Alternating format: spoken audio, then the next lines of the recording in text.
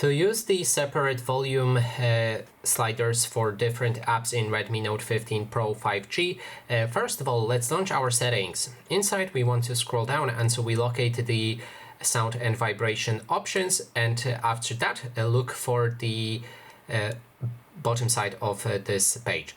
Go to additional settings and activate adjust media sound in multiple apps. When this option is active, you'll be able to adjust the sound for different apps like an Audible and YouTube can have different sliders at the same time. So let's open the YouTube that I have right here. There's my video.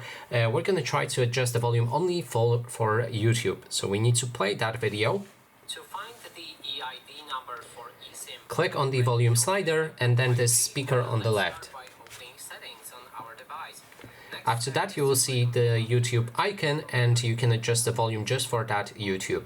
And that is basically everything. Thanks so much for watching, and if you like this video, please consider subscribing.